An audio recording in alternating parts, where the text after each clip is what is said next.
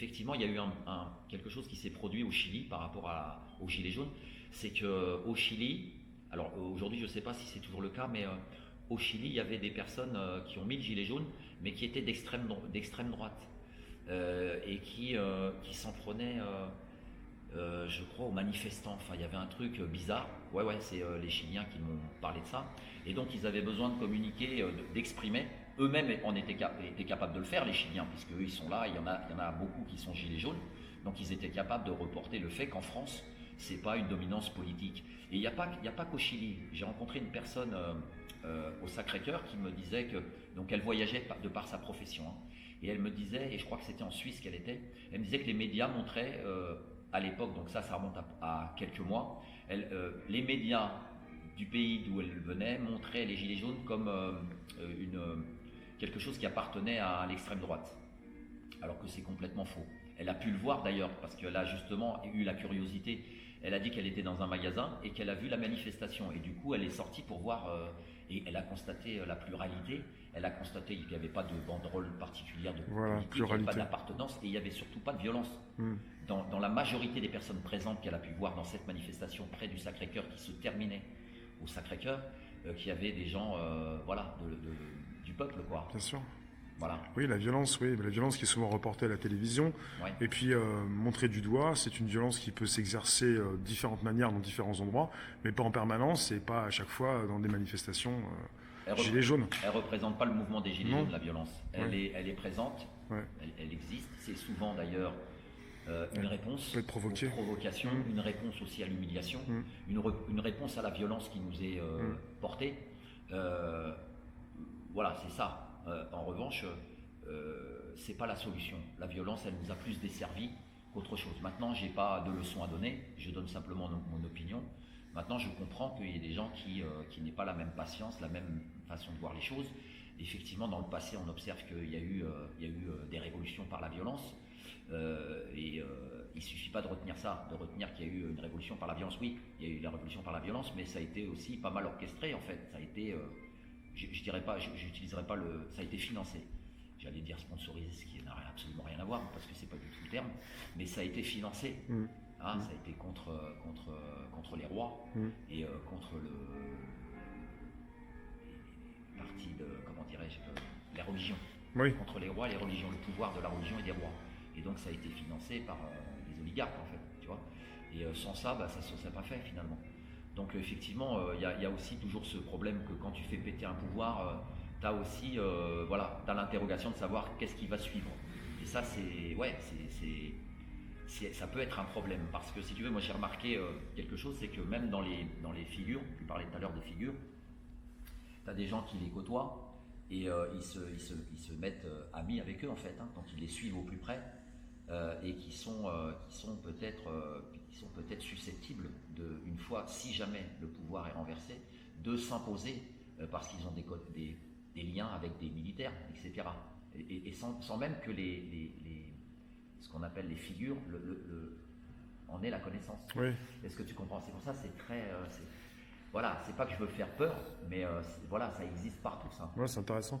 Qu'est-ce que tu penses des commandes qui ont été faites, mais ça avait commencé fin d'année 2019, on en a parlé récemment, puisqu'on a parlé de commandes de masques qui manquaient, des masques qui manquaient, et puis après, dans différents articles, j'en ai parlé aussi il n'y a pas longtemps, il y a eu des commandes de LBD, de gaz lacrymo, de drones pour le ministère de l'Intérieur. Il y en a qui pensent au déconfinement, peut-être une reprise de manifestations et peut-être l'arrivée de nouveaux drones et de nouveaux gaz ou nouveaux LBD, quoi.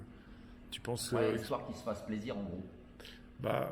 Le déconfinement va être compliqué, alors peut-être que l'administration se pose des questions à savoir ce qui va se passer quand il va y avoir après le 11 mai ou peut-être à la rentrée, je ne sais pas.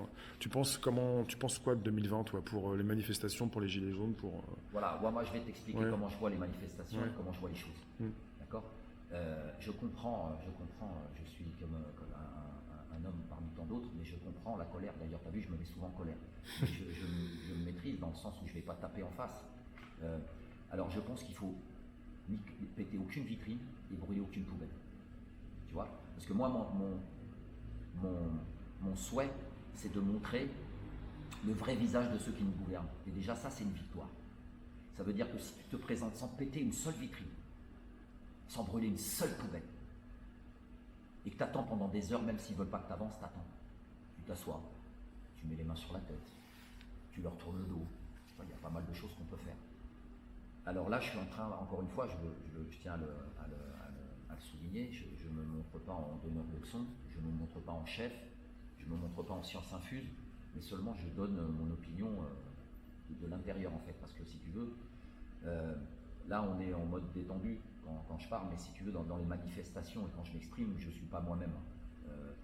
Je ne peux pas être comme je suis avec toi, alors que maintenant on est quand même amis. Hein. On se connaît bien, on s'est déjà vu, je t'ai déjà remercié pour ce que tu faisais, parce que tu es présent, parce que tu prends des risques et parce que tu montres tout le monde.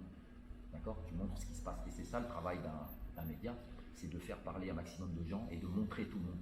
C'est pas montrer les gens que tu aimes seulement et pas les autres, etc. Il faut avoir cette force-là. Hein. Et puis il faut avoir la force de s'entendre et de se mettre d'accord. Il ne suffit pas de le dire dans le discours, parce qu'autrement tu reproduis ce qui est déjà actuellement. C'est-à-dire, nous tous ensemble, hein, mais c'est toujours toi qui as sur le papier, tu sais que c'est toi qu'on va venir parler, c'est toi qui monte en hauteur et c'est toi qui parles. Nous tous ensemble. Hein. Voilà.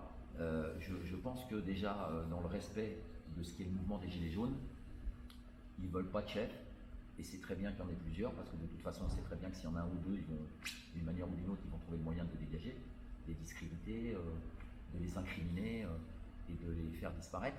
Donc c'est très bien que ça se passe comme ça. Et ce que l'on doit comprendre à ça, c'est que c'est une manière de rester à l'abri justement de cette menace qui nous guette. Et donc dans le respect de cette dynamique et dans l'intelligence de cette dynamique, on doit tourner. Les déclarations, il doit y avoir des noms différents à chaque fois. Moi j'ai proposé à Fawzi, quelqu'un que je respecte aussi parmi d'autres, j'aime beaucoup cette personne, je suis de la même ville que lui, et je vois qu'il a consacré sa vie justement à faire en sorte que les gens s'entendent. Il n'est pas le seul, mais voilà, il a fait en sorte de vivre de manière sereine, paisible et avec respect. Et ça se respecte, puisque nous, c'est à ça qu'on adhère. On adhère à vivre ensemble. Moi, la France que je connais, la France que je respecte, la France que j'aime, la France à laquelle j'appartiens, c'est ça, vivre ensemble avec respect. Et le mouvement des Gilets jaunes, c'est une porte et valeur de tout ça. Donc que ce soit les constituants qui font un travail très intéressant, ils détaillent un peu et puis ils dénoncent ce qui ne va pas, ils désignent aussi les personnes et le système, donc il faut quand même avoir du courage pour faire tout ça. Et donc je respecte le mouvement dans toute sa diversité. Je ne suis pas là je suis pas un chasseur de tête, sauf dans l'extrême. Parce qu'il y a des fois où les gens sont extrêmement violents. Et c'est vrai qu'il y a des fois, après dans la négociation, si ça ne passe pas, on souhaite toujours que ça se passe bien dans le dialogue, etc. Mais il y a des fois où tu es confronté carrément à une violence qui t'arrive, c'est pas toujours évident à gérer. Mais dans l'ensemble, voilà, je trouve qu'on doit, pour se protéger, tourner. Là j'ai donné l'exemple des déclarations. Les déclarations, et la personne qui a l'habitude de déclarer doit d'elle-même mettre d'autres noms, faire tourner tout ça, ça nous protège. Ça nous protège des critiques, ça nous protège du harcèlement, ça nous protège d'éventuelles menaces qu'on peut subir nous-mêmes et notre famille. Donc c'est quelque chose qu'il faut faire avec intelligence et dans le respect de l'esprit du mouvement. Voilà. Maintenant, on a conscience qu'il y a énormément de talent, il y a des gens avec beaucoup de connaissances, et chacun apporte sa pierre à l'édifice, chacun apporte, comment dirais-je, sa compétence au mouvement. Et effectivement, il est important que dans ton quartier, dans ta ville, tu ailles dans cette dynamique-là. Toujours jamais seul, hein, toujours en concertation avec l'ensemble et pour l'intérêt commun. Et je pense d'ailleurs que c'est quelque chose d'hyper important et on n'a pas été élevé ni formaté de cette manière. Je pense que les plus hautes distinctions et les plus grands remerciements qui doivent être donnés dans le système éducatif, donc dès le départ, c'est la récompense du travail de groupe, mais pas seulement le travail de groupe, pour l'intérêt commun. Tu fais travailler un maximum de personnes, même de jeunes, d'enfants, pour l'intérêt commun.